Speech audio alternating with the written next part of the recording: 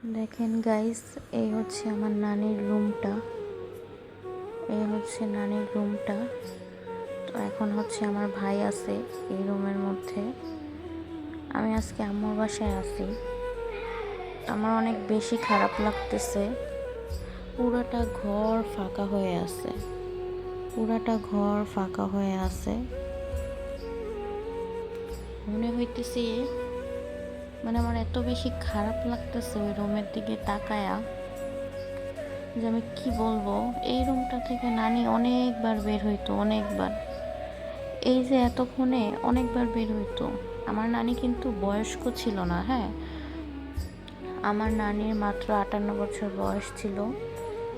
তো সে অনেক স্ট্রং ছিল। তার স্মৃতি দিয়ে এই ঘরগুলো ভরা। এই ঘরে প্রত্যেকটা কোনায় কোনায় তার স্মৃতি। সে যে কি ছিল সেটা আমি আসলে বুঝাইতে পারবো না। এই যে এই সাইডটায় না আমি বসে থাকতাম সব সময়, আর এই দরজাটা দিয়ে নানি বারবার ঢুকতো আর বের হইতো। আমি ঠিক এই জায়গাটায় বসে থাকি সব সময়। এই জায়গায় বসে আমি হচ্ছে কথা বলি সবার সাথে, আর নানি হচ্ছে এই রুমটা থেকে বের হয় বারে বারে। তো আমার অনেক বেশি খারাপ লাগতেছে জানেন।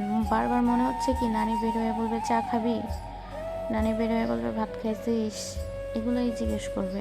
বারবার এটাই মনে হইতেছে আমার।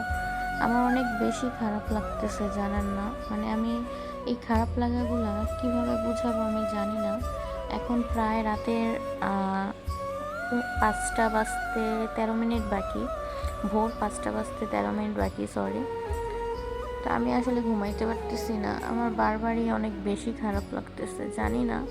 এই যে এটা হচ্ছে নানির রুমের গেট, আর ওইটা হচ্ছে আমাদের বাহিরের গেট।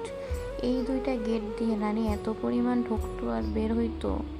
আল্লাহ তারে জান্নাত নসিব করুন। সবাই আমার নানির জন্য প্লিজ একটু দোয়া করবেন।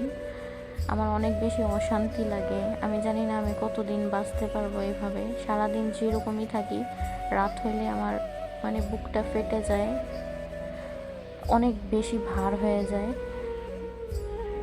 কারণ ছোটবেলা থেকে যার কাছে বড় হয়েছি সেই তো সব বলেন। হঠাৎ করে সে যখন চলে যায়, তার শূন্যতা কি পূরণ করা যায়? কখনোই পূরণ করা যায় না। সবাই একটু আমার নানির জন্য দোয়া করবেন।